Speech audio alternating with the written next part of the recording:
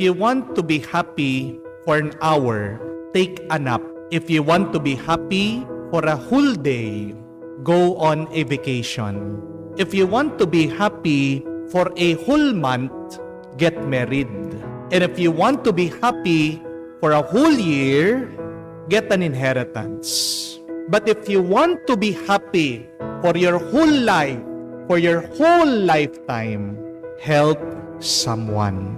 Kung gusto mo ng panandaliang saya o tuwa, gawin mo yung magpapasaya sa'yo. Pero kung gusto mo naman na nagtatagal na tuwa, gawin mo yung magpapasaya sa iba. Totoo yan, di po ba? Kayo po mga magulang, tanungin ko, anong nagpapasaya sa inyo? Kahit na pagod kayo, kahit na nangangawit na kayo, kahit na nagugutom kayo, kahit na minsan nawawalan kayo ng gana, basta't masaya lang ang inyong mga anak, hindi po ba nagiging masaya din kayo? Nakikita ko din po yan sa mga mayayaman. Kapag nagpapakain sila, pag nagdo-donate sila, napapansin ko po yung kanilang mga muka, nakangiti, tuwang-tuwa. Pero sino po yung mga nadidepress ngayon? Yung po mga bata.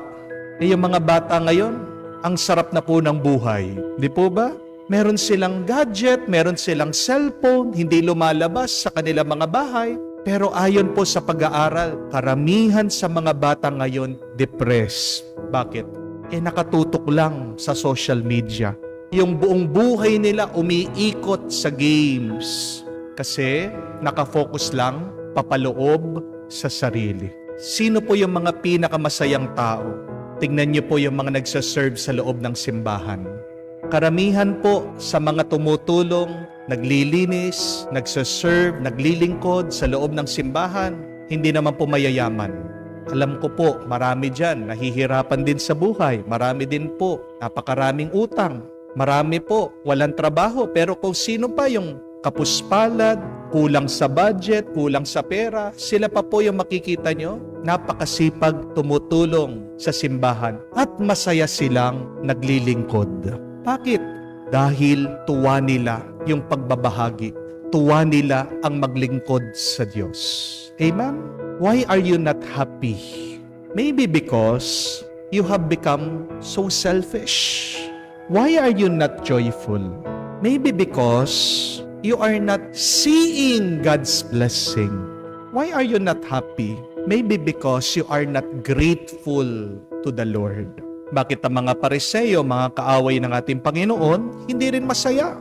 Memorize na nila ang Biblia. Alam nila ang batas ng Diyos. Palagi silang pumupunta sa templo, nagdadasal naman sila. Pero tingnan niyo po, galit na galit sila sa ating Panginoon. Si Jesus na nga ang tumutulong, si Jesus na nga ang nagpapagaling dito sa taong paralisado ang kamay. Pero hindi sila masaya. The Pharisees were not happy because they do not have any compassion for the sick person. The Pharisees were angry because they were so focused on what is wrong rather on what is right. Malungkot ang mga kaaway ng ating Panginoon kasi nakalimutan na nila ano ba ang diwa ng batas at ano ang pinaka-espiritu ng utos ng Diyos. Ito ay ang magmahal. My dear friends, if you want to be happy and joyful for a very long time, then start practicing to love and be kind always. Remember, kindness does not depend on what you have, but kindness always depends on who you are. Napakaganda po nun, no? Ang pagiging mabait ay hindi naman nakasalalay sa laman ng iyong bulsa. Ang pagiging mabait ay nakasalalay sa laman ng iyong puso. Kindness is the reflection of your soul. If you have a good soul, you will always be kind to others. Wala pong pinipiling lugar, tao o panahon ang pagiging mabuti at mabait. Amen? Kung talagang mabuti ka, kahit saan, kahit sino, kahit kailan, magiging mabait ka. If you are kind only sometimes, you are not really kind. If you are generous only to some people, but not to everybody, you are not really generous. If you are good only inside of the church, you are not really that good. Why should we be good and kind always? Because God is always good and kind to us. Bakit ka hindi magiging mabuti at mabait sa iba?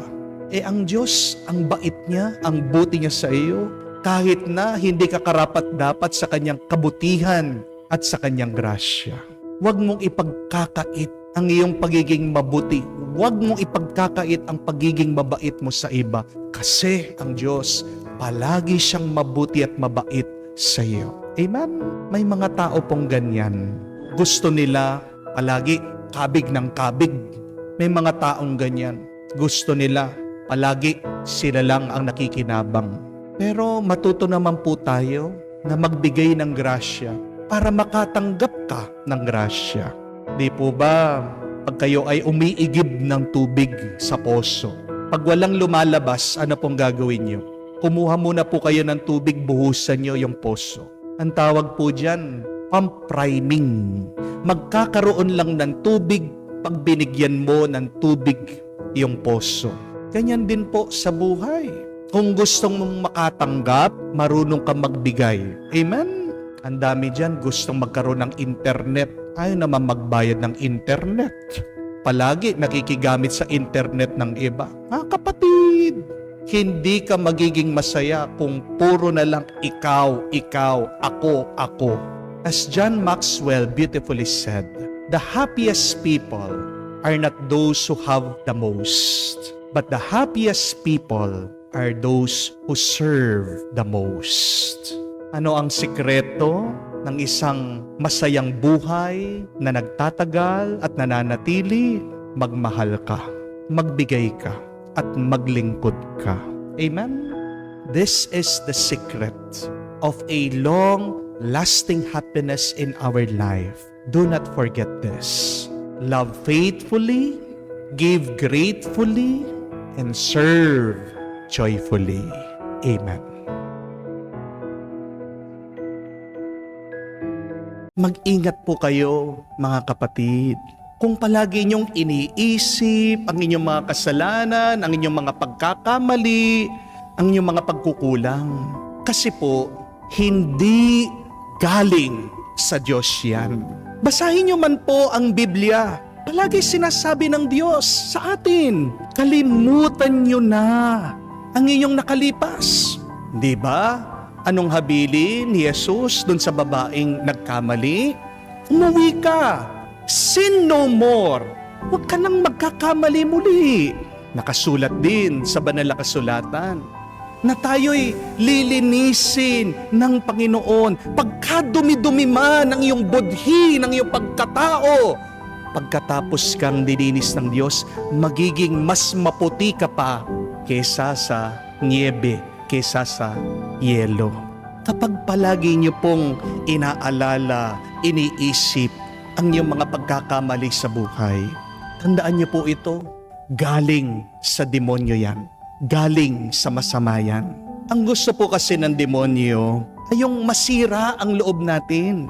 Ang gusto ng masama ay mapuno tayo ng hiya. That is what the devil wants. The evil one would always wants us to be discouraged, to be hopeless, and to be filled with shame. Because remember this, when you are discouraged, when you're hopeless, when you are full of shame and guilty, you will be very far from the Lord. Dahil puno ka ng hiya, ikaw mismo ilalayo mo ang sarili mo sa Diyos. Yan ang gustong mangyari ng demonyo. My dear friends, do not become a victim of your mind. My dear friends, do not allow the devil to fill your mind and your hearts with negative thoughts. Fight the enemy within. Bago mo awayin yung mga troll sa internet, bago mo lusubin yung iyong kapitbahay na kinaiinisan mo, bago mo labanan yung mga kapamilya mo na napakasama sa iyo, ang unang-una dapat bigyan mo ng pansin at labanan mo ay yung masama na nasa isip at sa puso mo. Huwag niyo pong itatago, ha? Huwag niyo pong isosuppress yung masama. Pero ano ang palaging habilin sa atin? Sinulat ni San Pedro, cast all of your anxieties to the Lord. Itapon mo yung masama na yung iniisip, yung masama na yung inaalala. Kung sa totoong buhay, kapag may mapait at pangit tayong nararanasan, kalalasahan, agad nating nilulunok, agad nating tinatapon. Sana ganyan din naman po ang ating gawin sa ating spiritual na buhay. Amen? Kung nahihirapan po kayo ngayon, kung nalulungkot kayo, huwag niyo pong kalimutan ito, gawin niyo. Una, patawarin mo ang iyong sarili. Pangalawa, patawarin mo naman ang ibang tao. Pangatlo, palagi kang magpasalamat sa Diyos. Tingnan mo ano yung mga biyaya, mga grasya na binigay ng Diyos sa iyo at magpasalamat ka sa Kanya. At pang-apat at kahuli-hulihan, manatili kang nakikinig sa salita ng Diyos.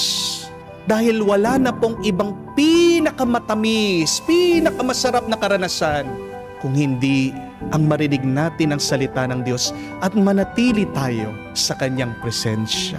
Basahin niyo po yan. In Psalm 119, very beautiful, King David tells us, how sweet are your words, O Lord. It is like honey in my mouth, sweeter than anything that I have tasted in my life. Kung napakapait na ng buhay mo ngayon, kung napakaanghang, napakahirap ng iyong nararanasan, manatili kang malapit na malapit sa Diyos. Mga kapatid, napakaiksi lang po ng ating buhay. Di po ba? Sana wag po nating sayangin ito sa pag-aalala natin sa mga bagay-bagay na hindi naman natin talaga mababago. Huwag mong uubusin ang oras mo sa mga hindi pa nangyayari. Manatili ka lang ngayon kasama ang Diyos. Dahil tandaan niyo po, ang pinakatotoo sa ating karanasan, hindi ang nakalipas, hindi ang paparating, kung hindi ngayon. Sabi nga po, yesterday is history, tomorrow is a mystery, but today is a gift. That is why it is called the present.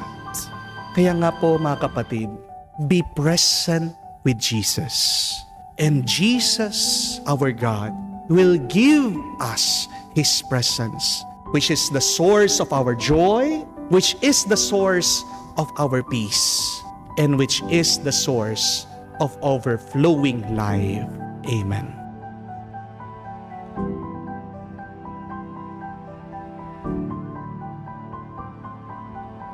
Always appreciate everything. When you appreciate what you have, you will have more of what you have. Remember that. Ang ating Panginoon, balikan niyo po sa Ebanghelyo, hindi po ba? Kahit nakakaunti, kakarampot, yung tinapay, yung isda na binigay sa kanya, anong unang-unang ginawa niya? He blessed God. He thanked the Father. At pagkatapos po noon, nung hinati niya, nagkapira-piraso, biglang dumami. San po nag-umpisa yung milagro ng pagpaparami? Oo, dun sa kamay ng ating Panginoon. But what was the attitude of Jesus? When He received those little food, He was so appreciative. He was so grateful. He was so thankful. When you appreciate things in your life, they will have value. Pag nagpapasalamat ka, nagkakahalaga yung mga bagay-bagay at tao sa buhay mo. Ano po ang kabaliktaran ng appreciation? Sa salitang Ingles, depreciation. At ano pong ibig sabihin pag na-depreciate yung sasakyan, yung cellphone, yung bahay? Ibig po sabihin, bumaba yung value. Nawala na po ng halaga. Tingnan niyo po, pag nag-a-appreciate ka, tumataas yung halaga. Pero pag nagre-reklamo ka, nagde-depreciate, may halaga, nawawala pa. Ang buhay, mga kapatid, wag po kayo mag-alala kung up and down yan. Kasi kung gusto mong dire-diretso lang ang buhay, anong ibig sabihin? Flatline ka. Pumunta po kayo sa hospital. Pag sinabi nilang flatline na yung tao, anong ibig sabihin? Patay na. Wala nang buhay yan. Pag merong kang pag-angat, merong bumababa, huwag kang mag-alala. Kasi kahit na yung pagbaba mo, ma-excite ka, masabik ka. Dahil ang susunod dyan ay papataas na.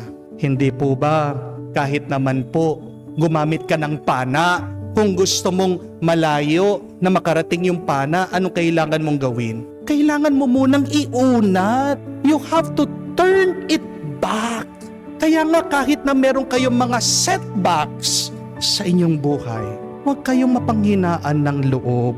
Dahil yung mga kabiguan, yung mga problema, yung mga pagsubok o paghihirap, paraan yan ng Diyos para mas bendisyonan Kanya. Amen? Hindi po darami ang grasya sa buhay mo kung wala kang pagpapahalaga dito. God will only give you more if you appreciate it more. Halimbawa po, darami ba yung pera na ibibigay ng Diyos sa iyo? Kung yung dun sa kakaunting pera mo pa lang ngayon, hindi ka na marunong magpasalamat sa Kanya, nagrereklamo ka pa. Paano ka bibigyan na magandang bahay ng Panginoon? Diyan pa lang sa bahay mo, hindi mo na inaayos, hindi mo na nililinis. Paano ka papagalingin ng Diyos kung sa pangangatawan mo pa lang ngayon ay hindi mo na iniingatan? Paano itutuwid ng Diyos yung pag-ugali ng iyong asawa kung hindi mo naman nakikita, pinapasalamatan yung mga mabubuting nagawa na niya? Di po ba? The more that you appreciate your life, the more that it will become more valuable. The more that you thank God for your blessings, the more God will give you blessings.